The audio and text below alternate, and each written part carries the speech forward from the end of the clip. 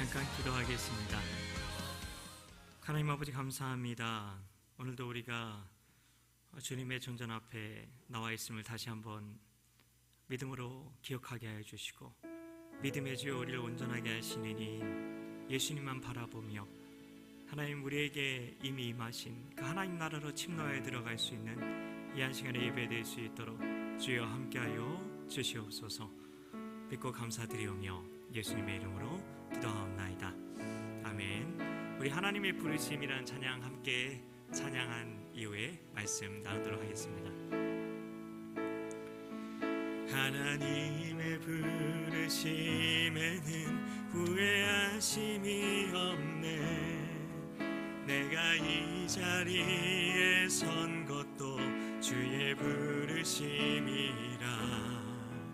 하나님의 부르심에는 결코 실수가 없네. 나를 부르신 하나님의 신실하심을 믿네. 날 부르신 뜻 내 생각보다 크고, 날 향한 계획 나의 지혜로 증량 못하나. 가장 좋은 길로, 가장 완전한 길로 오늘도 날 이끄심이네. 1절 한번 더 합니다. 하나님의 부르심에는 후회하심이 없네. 내가 이 자리에 선 것도 주의 부르심이라. 하나님의 부르심에는 결코 실수가 없네. 나를 부르신 하나님의 신실하심을 믿네. 날 부르신 뜻 내 생각보다 크고, 날 향한 계획 나의 지혜로 증량 못하나. 가장 좋은 길로, 가장 완전한 길로 오늘도 날 이끄심 있네. 작은 나를 부르신, 작은 나를 부르신 뜻을 나는 알 수 없지만, 오직 감사와 순종으로 주의 길을 가리라. 때론 내가 연약해져도 주님 날 도우시니, 주의 놀라운 그 계획을 나는 믿으며 살림. 날 부르신 뜻 내 생각보다 크고, 날 향한 계획 나의 지혜로 증량 못하나. 가장 좋은 길로, 가장 완전한 길로 오늘도 날 이끄심이네. 날 부르신 뜻, 날 부르신 뜻 내 생각보다 크고, 날 향한 계획 나의 지혜로 증량 못하나. 가장 좋은 길로, 가장 완전한 길로 오늘도 날 이끄심 있네.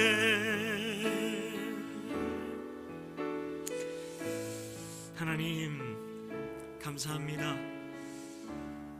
오늘도 우리를 예배 자리로 불러주시고, 하나님 다시 한번 우리가 주님을 바라볼 수 있는 시간, 주님께 귀 기울이실 수 있는 시간, 그리고 주님 그럼에도 불구하고 하나님 내 입술로 주님을 사랑한다고 고백하기에 하나님 내 삶의 예배가 너무나 부족했지만 그럼에도 불구하고 우리의 사랑한다는 그 고백을 받으시기에 기뻐하시는 그 하나님의 친절한 품에, 그 아버지의 너른 품에 안길 수 있는 이 한 시간에 예배될 수 있도록 이 시간 하나님 우리가 믿음으로 하나님 그 은혜의 보좌 앞에 담대히 나아가게 하여 주시옵소서. 믿음으로 나아가게 하여 주시옵소서. 믿음이 없이는 하나님을 기쁘시게 할 수 없다 말씀하셨습니다. 하나님 믿음으로 하나님의 그 은혜의 보좌 앞에 우리를 정죄하지 않으시고 책망하지 않으시고 우리를 끌어안아 주기 원하시는 아버지의 그 너른 품에 안기는 이 한 시간에 예배될 수 있도록 주여 역사하여 주시옵소서. 믿고 감사드리오며 예수님 이름으로 기도하옵나이다. 아멘. 하나님께서 주시는 말씀은 고린도전서 15장 17절 말씀입니다. 고린도전서 15장 17절 말씀, 제가 가진 성경으로 신약성경 282페이지가 되겠습니다. 신약 282페이지 고린도전서 15장 17절 말씀, 우리 같이 한 목소리로 봉독해 보겠습니다. 그리스도께서 다시 살아나신 일이 없으면 너희의 믿음도 헛되고 너희가 여전히 죄 가운데 있을 것이요. 아멘. 제가 한 번 더 읽어드릴게요. 그리스도께서 다시 살아나신 일이 없으면 너희의 믿음도 헛되고 너희가 여전히 죄 가운데 있을 것이요. 아멘. 주님의 은혜와 평강이 오늘도 주일 청년 3부 예배의 자리에 나오신 우리 모두에게 가득가득하시길 축복하고 축복합니다. 여러분 혹시 인생에 있는 100가지 문제에 단 한 가지 답에 대해서 알고 계십니까? 100가지라고 하니까 뭐 인생의 문제는 100가지밖에 없냐 이렇게 물어보실 수 있겠지만 100가지라는 것은 우리가 살면서 만나는 모든 문제를 말하는 것입니다. 실제로 100백이라는 한자의 뜻을 네이버로 폭풍 검색을 해보면 세 번째 뜻이 이렇게 되어 있습니다. 여러, 모두, 모든 이라는 뜻을 가지고 있습니다. 그러니까 이 백문일답이라는 것은 100가지 문제라는 것은 모든 문제이고 일답은 한 가지의 대답이라는 것이죠.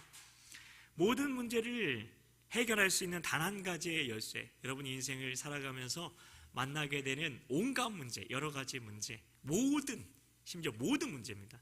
여러 가지 문제, 아주 많은 그런 문제가 아니라 모든 문제입니다. 그 문제에 유일한 그 해답이 되는 그 한 가지의 열쇠를 여러분에게 드리도록 하겠습니다. 오늘 그 열쇠를 다 나눠드릴 예정이니까요. 자, 근데 그 열쇠가 뭐냐? 바로 뜸을 들이는 중입니다. 저희 어머니께서 뜸을 들인 밥이 맛있다 이렇게 말씀을 하셔서 그건 바로 복음입니다. 복음이 백문일답이라는 것입니다. 여러분 교회는 다 복음 위에 세워졌다고 말을 하고 있죠. 오늘 짧게 말씀을 전할 겁니다. 자, 근데 교회가 복음 위에 세워졌다고 하는데 여러분이 너무 많이 들어서 거의 뭐 수련회 갈 때마다 들은 것 같은데요. 그런데 유럽의 기독교가 죽었고 미국의 기독교도 죽어간다는 말을 들어보신 분들도 많이 계실 겁니다. 이 이야기는 어제 오늘의 이야기가 아닙니다. 복음이 모든 문제의 해답이라는데 그러면 다들 그걸 듣고 싶어 해야 하는 거 아닙니까? 그런데 사람들이 교회에 안 간다는 겁니다. 그런데 그런 말이 저 유럽이나 미국에서만이 아니라 지금 한국 교회에서도 들려오고 있죠. 문제는 대안이 없어 보인다는 겁니다. 실제로 그 다음 세대 그 교육에 대해서 미래에 대해서 그런 목사님들, 교수님들이 함께 모여서 이렇게 대화를 했는데 여러 가지 이야기를 나누긴 했는데 결국 내린 결론은 뚜렷한 대안이 없다. 그것이 결론이었다고 합니다. 그래서 여러 가지 돌파구를 찾아보려고 여러 가지 프로그램도 해봅니다. 세미나도 많이 합니다. 그러면서 대안을 찾으려고는 우리가 하고 있는데요. 근데 이런저런 이야기는 하지만 정작 한숨만 쉴 뿐 방법은 찾지 못하는 것입니다. 왜 이렇게 되었을까요? 왜 이렇게 되었을까요? 성경을 깊이 연구하신 분들이 진단하시길 복음의 문제가 생겼다는 것입니다. 복음의 문제가 생긴 겁니다. 복음이 모든 문제의 해답이 맞는데 그 복음이 구멍이 났다는 겁니다. 그래서 문제가 있을 때 그 복음이라는 열쇠를 가지고 그 문제를 해결할 수 있어야 하는데 그 문제가 생겼을 때 우린 복음으로 돌아가지 않는다는 것입니다. 세상적인 방법, 세상적인 해결책 아니면 나만의 어떤 방법을 통해서 그 문제를 해결해 보려고 하는 것이죠. 여러분, 그 복음에 구멍이 났다는데 여러분, 구멍이 난 옷은 어떻게 해야 합니까? 뭐 버리고 사입거나 바느질을 해서 옛날 분들은 바느질을 해서 기워 입었죠. 복음을 버릴 수는 근데 없잖아요. 그러니까 버릴 수는 없으니까 기워야겠죠. 복음을 기워야 한다는 겁니다. 근데 복음에 구멍이 나도 아주 크게 났다는 겁니다. 복음에 구멍이 아주 크게 났다고 하는 그 이유 중에 하나는 십자가에 대해서 우리가 말을 하는데, 목사님께서도 설교하셨는데, 우리가 설교나 찬양을 하면서 여러분, 부활에 대해서는 얼마나 찬양을 합니까? 주일은 무엇을 기념하는 날이죠? 1번 이만희님 탄신일, 2번 예수님의 부활. 그렇습니다. 예수님의 부활입니다. 예수님의 부활입니다. 예수님의 부활 때문에 주일이 있는 겁니다. 그런데도 부활에 대해서 별로 교회에서 이야기를 안 한다는 겁니다. 그리고 왠지 부활에 대한 찬양을 주일에 하면, 이게 부활주일이 아닌 주일에 하면 뭔가 이상한 것 같습니다. 그 부활이 그렇게 중요한데 교회에서 별로 부활에 대해서 얘기를 하지 않는다는 겁니다. 이게 복음의 구멍이 나도 아주 크게 났다고 말씀드리는 이유입니다.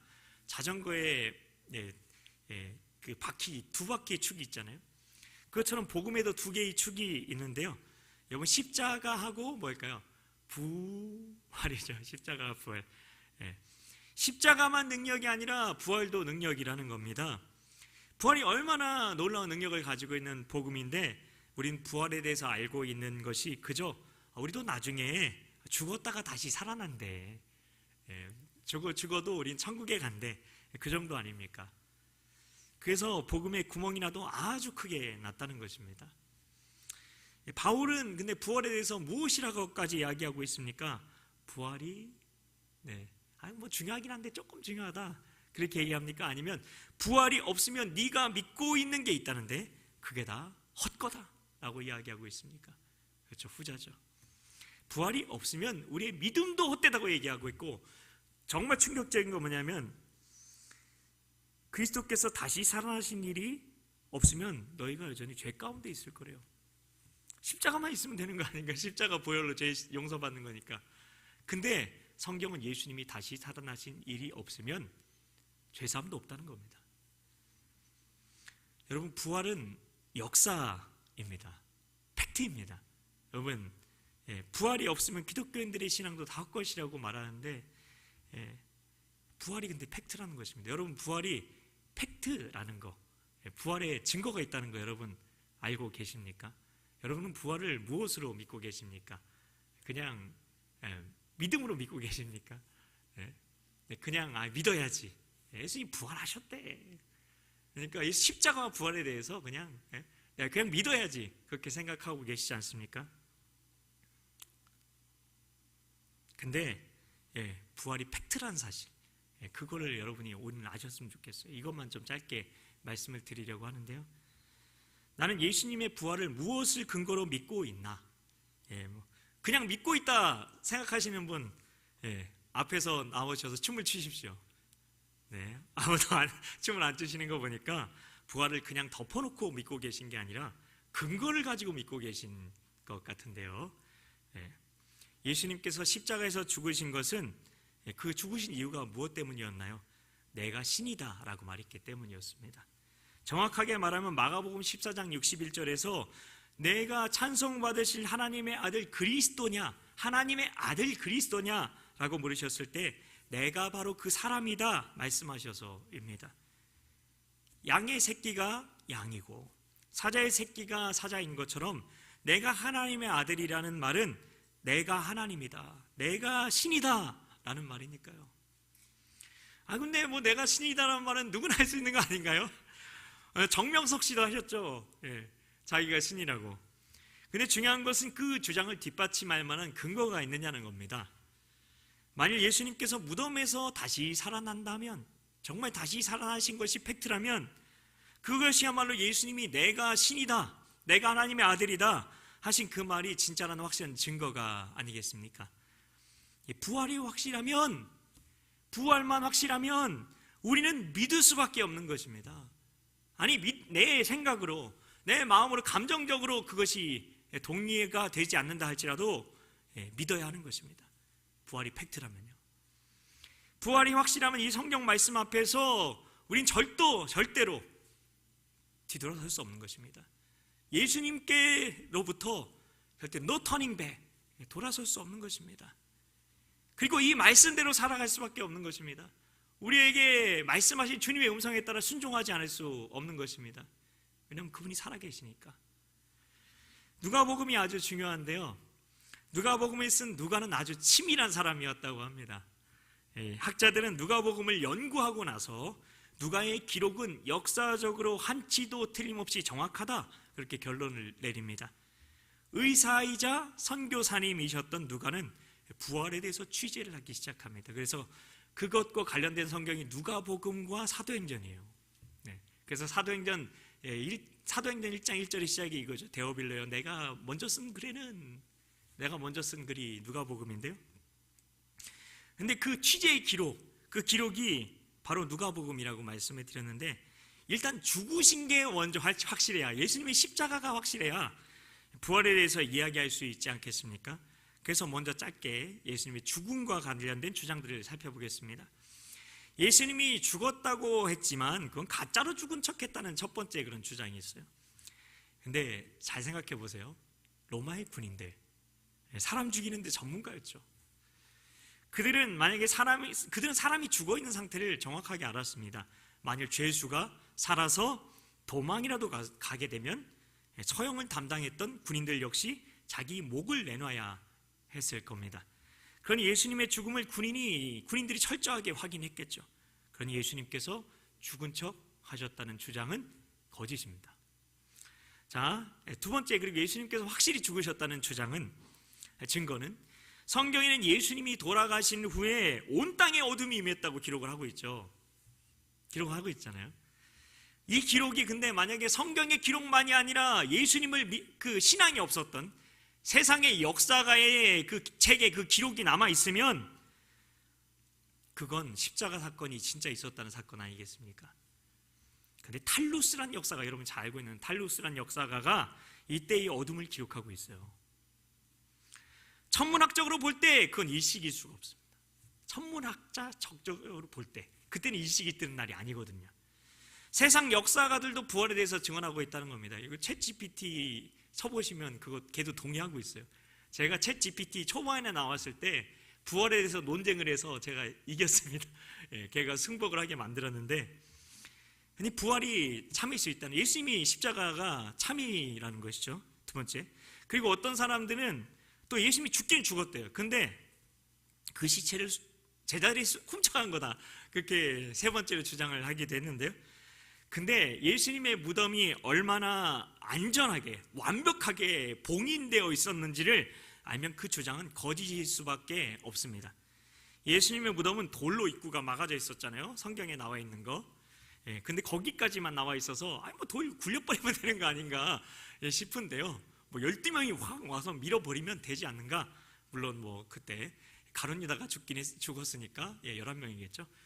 어쨌든 그 큰 돌을 굴려서 이렇게 치우면 된다고 생각하는데, 근데 예수님의 무덤은 돌로 입구가 막아져 있긴 했는데 그 큰 돌을 굴려가지고 무덤 입구를 막기 위해서 높은 곳에서 아래로 내려가는 홈을 판 거예요. 큰 돌이 굴러가서 홈을 파고, 그리고 입구에는 턱을 만들어 두는 거죠. 그러면 돌이 홈을 따라서 굴러 내려오다가 떼굴떼굴 굴러 내려오다가 턱에 턱 하고 멈춰 서는 겁니다. 그 돌을 경사진 홈을 따라 다시 밀어 올려야 되는데 어떻게 올려요 그거를? 요즘같이 그런 뭐 그런 거 무거운 거 들려 올릴 수 있는 건축 장비가 있는 것도 아닌데요. 게다가 그 무덤 주위에는 누가 있었나요? 무기를 든 경비병들이 지키고 있었죠. 그리고 당시의 제자들은 예수님께서 십자가에서 돌아가신 것을 보고 뿔뿔이 흩어졌어요. 어느 누구도 예수님 편에 서려고 하는 사람 없었어요. 죽을까 봐 무서워서. 그렇게 쥐 죽은 듯이 숨어 지내고 있었어요. 이런 그들이 과연 죽음을 불사하고 무엇 때문에? 예수님이 아직 부활하신 것도 아닌데 무엇 때문에 그 시신을 뭐하러 꺼내려고 했겠습니까? 만약에 예수님의 시체를 훔쳐간 것이 걸리면 어떡하려고요? 정말 그 시체가 제일 먼저 의심의 대상이 되는 게 제자들 아닌가요? 오히려 대제사장들이 경비병들에게 돈을 주고 제자들이 돈을 굴리고 시체를 훔쳐갔다고 하라고 지시한 걸 보면 우리는 알 수 있는 거죠. 예수님이 정말 죽으셨구나. 십자가에서 죽으셨구나. 그리고 어쩌면 부활하셨을 수도 있겠구나. 여기까지만 팩트를 가지고만 보자는 거예요. 자, 그러면 예수님의 부활에 대해서 이제 증명할 차례인데, 예수님의 부활이 사실인지 증명하기 위해 가장 중요한 게 있죠.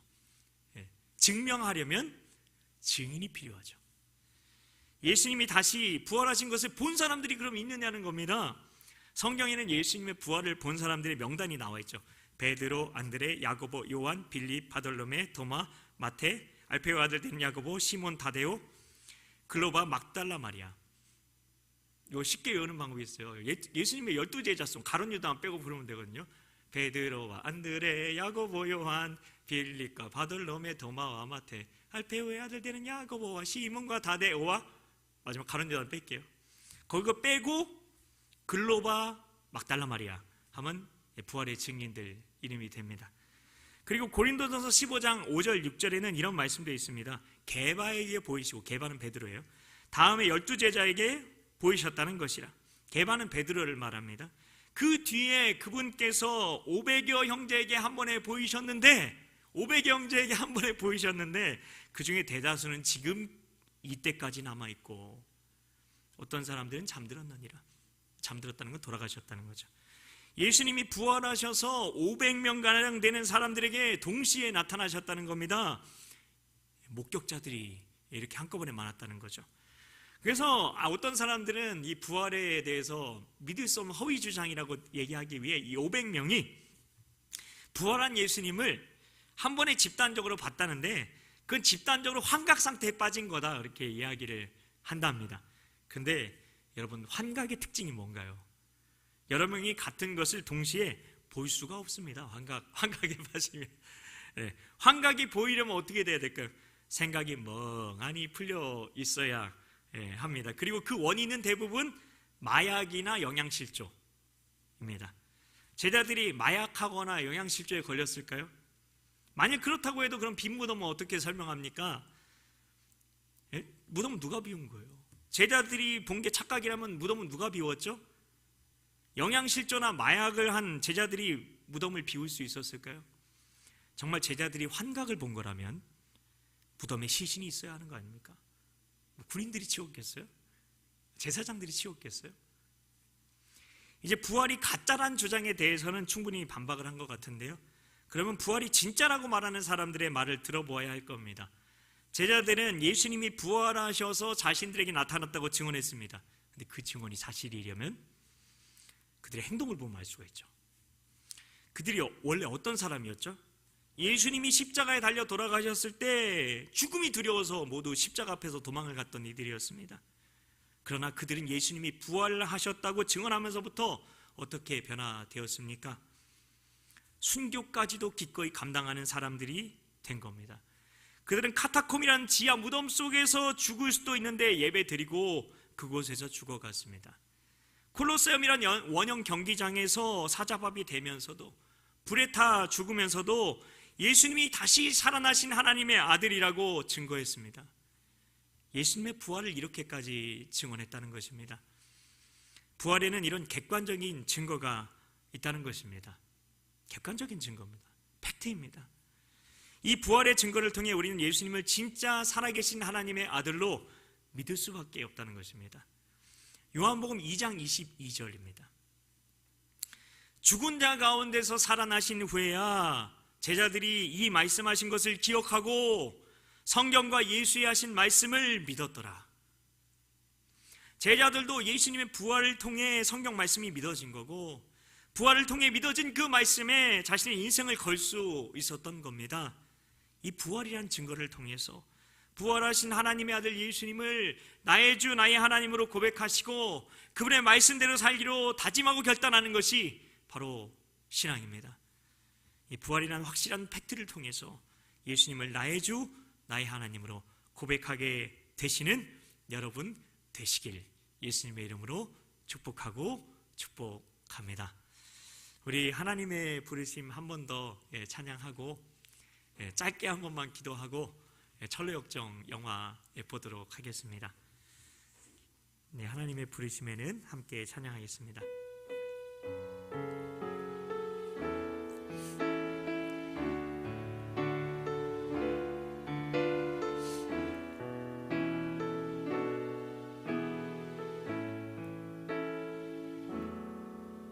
하나님의 부르심에는 후회하심이 없네.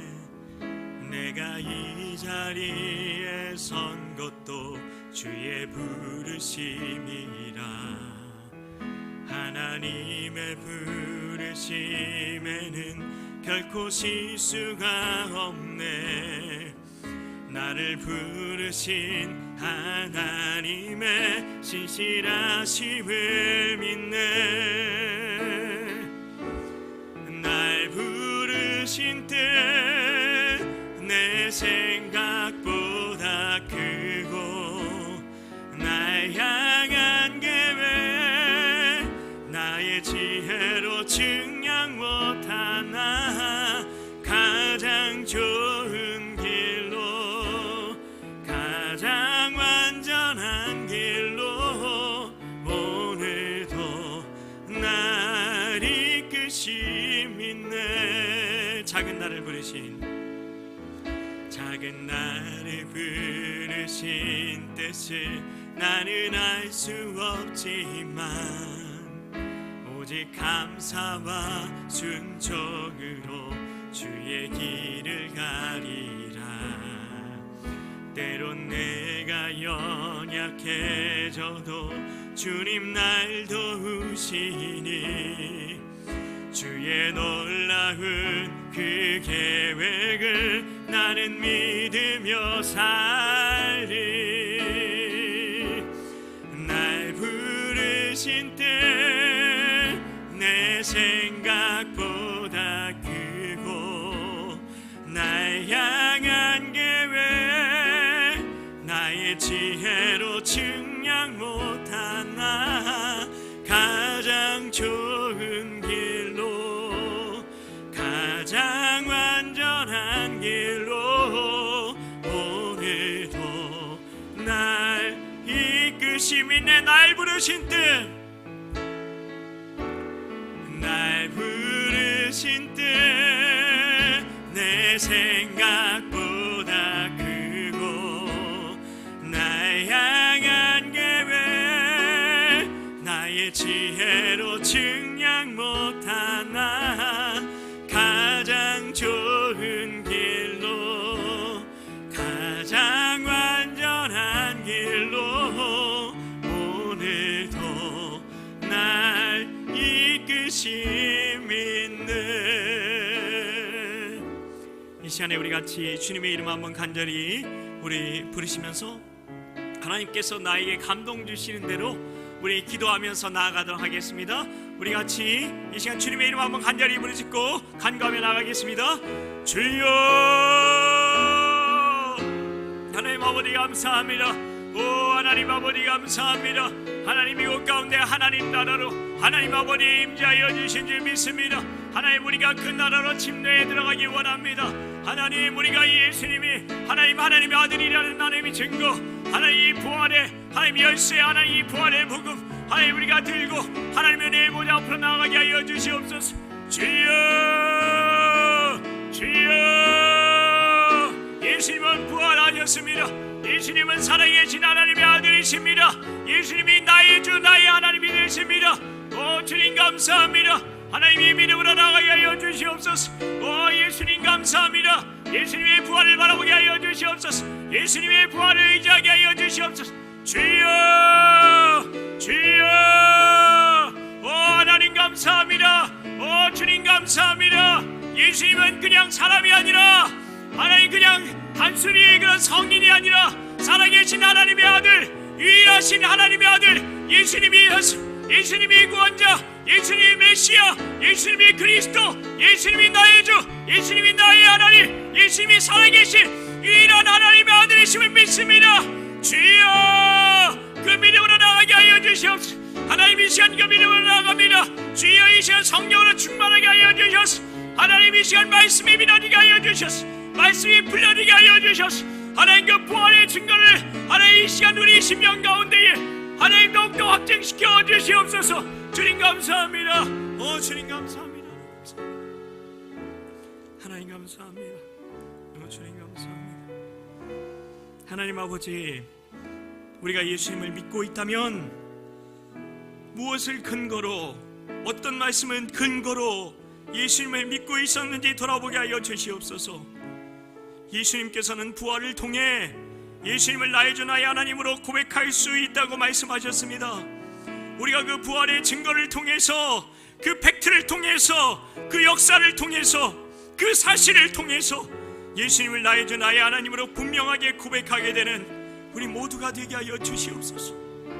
주님 뜻대로 살아가며 결코 뒤돌아서지 않고 주 말씀 향하여 주의 부르심 따라 하나님 우리가 작은 나를 부르신 그 뜻을 알 수 없지만 오직 감사와 순종으로 주의 길을 걸어가게 하여 주시옵소서. 때론 우리가 연약해져도 주님께서 우리를 도우실 것을 믿사오니 주의 놀라운 그 계획을 믿으며 살게 하여 주시옵소서. 하나님 우리를 부르신 그 뜻이 우리의 생각보다 크고 우리를 향한 계획이 우리의 지혜로 측량할 수 없지만 가장 좋은 길로, 가장 완전한 길로 오늘도 우리를 이끄심을 믿고 주님의 말씀에, 주님의 부르심에 우리의 삶을 드리게 하여 주시옵소서. 하나님 이 시간 예물 드린 손길이 있습니다. 그 예물에 마음 담아서 하나님께 올려드립니다. 그 마음의 예물, 마음의 예배 하나님 금양하여 주시고 하나님 그 삶 가운데에 하나님의 은혜로 충만하게 채워주시옵소서. 더욱더 주님 없이는 살 수 없는 심령 되게 하여 주시고 하나님 주의 음성 더욱더 분명하게 듣게 하여 주셔서 우리의 목자가 되시는 예수님, 하나님께서 사망과 음침한 골짜기로 하나님 우리를 부르실지라도 주님이 함께 하시기에, 주님이 길이 되시기에, 주의 지팡이와 막대기가 나를 안위하시기에 그 길을 하나님 믿음으로 걸어갈 수 있는 그런 믿음의 사람들이 우리 모두가 될 수 있도록 하나님 축복하여 주시옵소서. 믿고 감사드리오며 예수님의 이름으로 기도하옵나이다. 아멘. 축복하겠습니다. 우리 주 예수 그리스도의 은혜와 하나님 아버지의 원하신 사랑과 성령의 교통하심이 부활을 통해 예수님을 나의 주 나의 하나님으로 분명하게 고백하며 주님 뜻대로 살아가기를 다짐하고 결코 뒤돌아서지 않고 주 말씀 향하여 믿음으로 달려가는 삶을 살고자 결단한 우리 모두에게 영원토록 함께 하시기를 간절히 축원하옵나이다. 아멘. 이제 철로역정 틀어주시면 되겠습니다.